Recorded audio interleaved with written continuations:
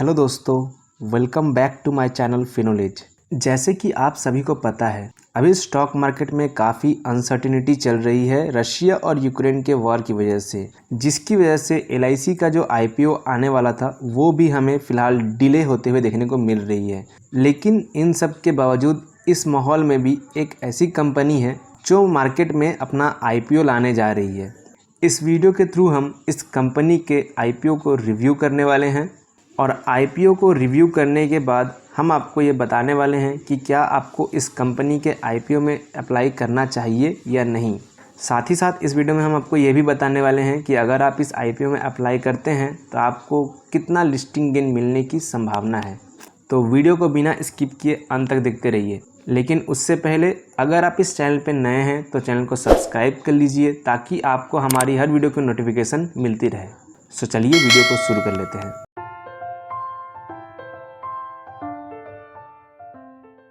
Company की बात करें तो कंपनी का नाम उमा एक्सपोर्ट लिमिटेड है, जो कि 1988 में इनकॉर्पोरेट हुई थी।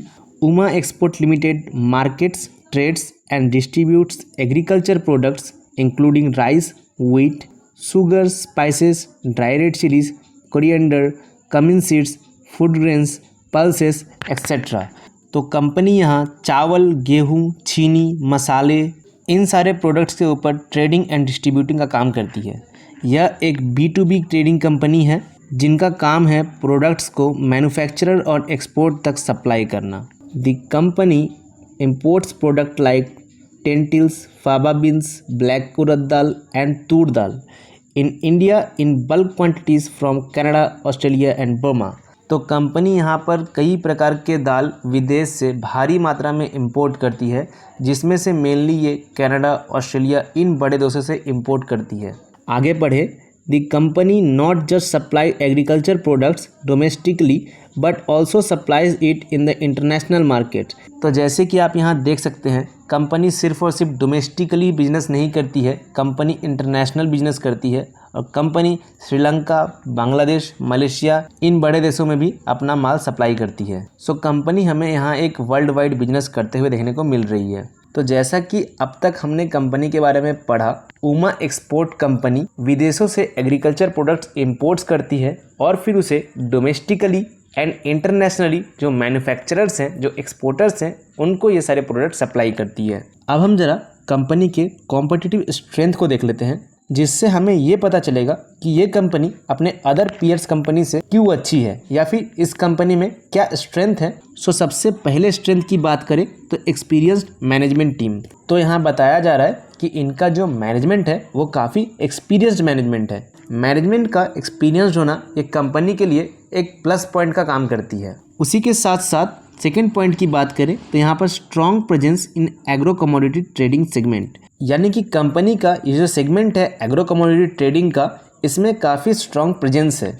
नेक्स्ट पॉइंट की बात करें तो वो है track record of growth and profitability, यानी कि कंपनी ये कहना चाह रही है कि company continuously growth and profitability दिखा रही है। नेक्स्ट पॉइंट में हम देख सकते हैं long term relationship with clients and repeat business, यानी कि कंपनी के जो क्लाइंट्स हैं वो काफ़ी पुराने टाइम से हैं। अपने क्लाइंट्स के साथ कंपनी का रिलेशनशिप काफ़ी अच्छा है और इनके जो पुराने क्लाइंट्स हैं वो रिपीटेडली इस कंपनी के साथ बिजनेस कर रहे हैं और इनकी प्रॉफिटेबिलिटी को और बढ़ा रहे हैं। कंपनी के प्रोमोटर्स की बात करें तो यहाँ पर हम दो नाम देख सकते हैं, राकेश खेमका एंड सुमित्रा देवी खेमका। ये जो है दोनों कंपनी के प्रोमोटर्स हैं। आप अगर चाहें तो इनके बारे में अलग से गूगल में सर्च करके इनके बारे में जान सकते हैं।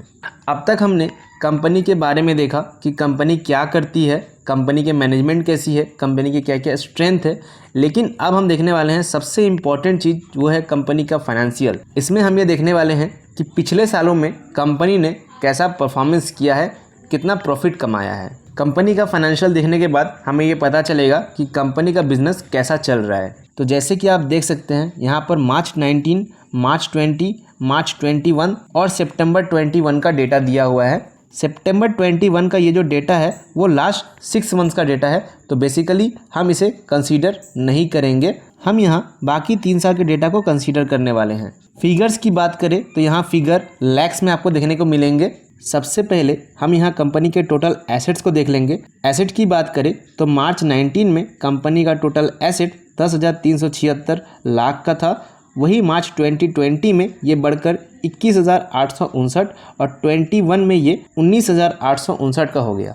सो एसेट्स अच्छे तरीके से हमें ग्रो करते हुए देखने को मिल रहे हैं। कंपनी के टोटल रेवेन्यू की बात करें तो मार्च 19 में कंपनी का रेवेन्यू 32,937 का था, जो कि मार्च 2020 में काफ़ी अच्छे तरीके से ग्रो हुआ और वो फिगर 81,000 तक पहुंच गया। फिर मार्च 21 में ये फिगर 75,000 का है। सो हम कह सकते हैं कि कंपनी अच्छी खासी रेवेन्यू भी जनरेट कर रही है। इसके बाद सबसे इम्पॉर्टेंट चीज़ कंपनी का प्रॉफिट आफ्टर टैक्स, यानी कि कंपनी बिजनेस करके एक्चुअल में कितना प्रॉफिट कमा रही है। तो कंपनी के प्रॉफिट आफ्टर टैक्स की बात करें तो मार्च 19 में कंपनी का प्रॉफिट 288 लाख का था। वहीं मार्च 2020 में यही प्रॉफिट बढ़ के 832 लाख में चला गया। उसके बाद मार्च 21 में कंपनी का प्रॉफिट और अच्छे तरीके से बढ़ा और वो फिगर 1218 लाख से पहुंच गया। यानी कि आप यहाँ देख सकते हैं कंपनी काफ़ी अच्छे तरीके से और काफ़ी बड़ी मात्रा में प्रॉफिट कमा रही है। यानी कि कंपनी का बिजनेस हम बोल सकते हैं काफ़ी अच्छा रन कर रहा है। अब हम जरा देख लेते हैं कि कंपनी अपना IPO क्यों ला रही है। तो ऑब्जेक्टिव्स की बात करें तो पहला ऑब्जेक्टिव है working capital requirement and second objective है जनरल कॉर्पोरेट पर्पस। कंपनी अपने बिजनेस को और भी अच्छे तरीके से ग्रो करने के लिए यहाँ पर पैसा जुगाड़ रही है। तो अभी तक तो हमने देख लिया कंपनी का बिजनेस कैसा है, कंपनी की मैनेजमेंट क्या है, कंपनी की स्ट्रेंथ क्या है, कंपनी किस कारण से अपना IPO ला रही है। इसी के साथ साथ हमने कंपनी का फाइनेंशियल्स भी देखा जो कि काफ़ी स्ट्रॉन्ग है। कंपनी काफ़ी अच्छे तरीके से प्रॉफिट जनरेट कर रही है। तो अभी तक के डेटा के हिसाब से हम ये कह सकते हैं कि कंपनी अच्छी है और अगर हमें मौका मिलता है तो हमें कंपनी के IPO में ज़रूर इन्वेस्ट करना चाहिए। तो अब हम ज़रा ये जान लेते हैं कंपनी का IPO डेट क्या होने वाला है, कब हम इस कंपनी के IPO में अप्लाई कर सकते हैं। तो जैसे कि आप यहाँ देख सकते हैं कंपनी का IPO 28 मार्च 2022 को ओपन होने वाला है और 30 मार्च 2022 को ये IPO क्लोज हो जाएगा। यानी कि आपके पास 3 दिन टाइम है, 28, 29 और 30, ये 3 दिन आप इस कंपनी के IPO में अप्लाई कर सकते हैं। कंपनी के फेस वैल्यू की बात करें तो यहाँ 10 का फेस वैल्यू होने वाला है। यानी कि इन फ्यूचर में अगर कंपनी स्प्लिट करना चाहे तो कर सकती है। IPO प्राइस की बात करें तो IPO का प्राइस 65 to 68 पर इक्विटी शेयर रहेगा। एक बात मैं आपको बता दूं दोस्तों, अगर आप किसी भी IPO में अप्लाई करना चाहते हैं तो आपको हमेशा हायर साइड पर अप्लाई करना चाहिए। यानी कि जो मैक्सिमम IPO का प्राइस है उस पर अप्लाई करना चाहिए, तभी जाके आपको बिड मिलने के चांसेस रहते हैं। मार्केट लॉट यहाँ पर 220 शेयर का होने वाला है। जैसे कि आप सभी को पता होगा या फिर नहीं पता तो मैं बता देता हूँ, किसी भी IPO में आप अप्लाई करते हैं तो आप कुछ शेयर्स को नहीं खरीद सकते, आपको लॉट पे अप्लाई करना पड़ेगा, जिसमें यहाँ पर आप देख सकते हैं एक लॉट का साइज 220 शेयर रहेगा। यानी कि आपको मिनिमम एक लॉट के लिए 220 शेयर्स खरीदने पड़ेंगे। कंपनी के लिस्टिंग की बात करें तो यहाँ पर BSE और NSE दोनों ही एक्सचेंजेस पे ये कंपनी लिस्ट होते हुए आपको देखने को मिलेगी। कंपनी के इशू साइज की बात करें तो यहाँ पर कंपनी का इशू साइज मात्र 60 करोड़ का है, जो कि पूरी तरह से फ्रेश इशू है। कोई भी ऑफर सेल यहाँ कंपनी नहीं ला रही है, जो कि एक अच्छी बात है। पूरे 60 करोड़ का जो शेयर्स है ये कंपनी फ्रेश इशू के थ्रू ला रही है। अगर आपको ऑफर फॉर सेल के बारे में आइडिया नहीं है तो आप इस वीडियो में नीचे कमेंट बॉक्स में कमेंट कर दीजिएगा। मैं जल्द से जल्द ऑफर फॉर सेल के ऊपर एक वीडियो लेने की कोशिश करूंगा, जिससे कि आपको ऑफर फॉर सेल का कॉन्सेप्ट समझ में आए। रिजर्वेशन कोटा की बात करें तो यहाँ पर QIB यानी कि क्वालिफाइड इंस्टीट्यूशनल बायर्स के लिए 50% का कोटा रिजर्व रखा गया है, जबकि रिटेल इन्वेस्टर के लिए 35% और NII के लिए 15% का कोटा रिजर्व रखा गया है। सो अगर आप एज अ रिटेल इन्वेस्टर इस IPO में अप्लाई करते हैं तो यहाँ पर आपको अलॉटमेंट मिलने के अच्छे खासे चांसेस बनते हैं। IPO में अप्लाई करने के बाद अब बारी आती है IPO के अलॉटमेंट की। तो यहाँ पर कंपनी ने अलॉटमेंट डेट 4 अप्रैल को सेट किया है। वहीं अगर आपको अलॉटमेंट नहीं मिलते हैं तो आपके अकाउंट में वो पैसे 5 अप्रैल को रिफ़ंड हो जाएंगे। और अगर आपको इस कंपनी का IPO लग जाता है, आपको अलॉटमेंट मिल जाती है, तो इस कंपनी का शेयर आपको अपने डीमैट अकाउंट में 5 अप्रैल को ही देखने को मिल जाएगा। और फिर फाइनली 7 अप्रैल को एक नई कंपनी मार्केट में आपको लिस्ट होते हुए देखने को मिलेगी। अब हम जरा देख लेते हैं कि इस कंपनी के IPO में अप्लाई करने के लिए हमें कितने रुपए की ज़रूरत पड़ेगी।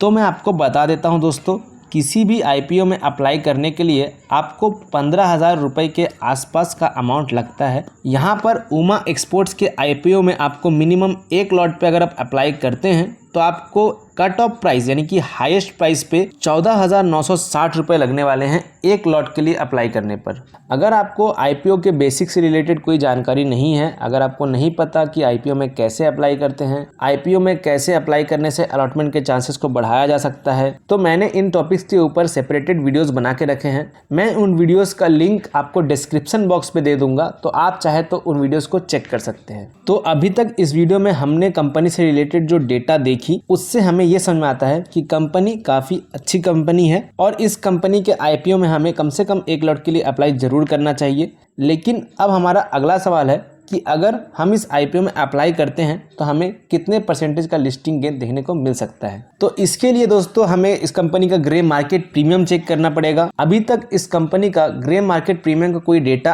अवेलेबल नहीं है। जब भी इस कंपनी के ग्रे मार्केट प्रीमियम से रिलेटेड कोई डेटा आती है तो मैं आपको वीडियो बनाकर जरूर इन्फॉर्मेशन प्रोवाइड कर दूंगा। तो तब तक के लिए इंतज़ार कीजिए और अगर आपको ये वीडियो अच्छी लगी है तो वीडियो को लाइक करके अपने दोस्तों के साथ शेयर कीजिए। मिलते हैं अपने नेक्स्ट वीडियो में, तब तक के लिए अपना ख्याल रखिए and finally thanks for watching.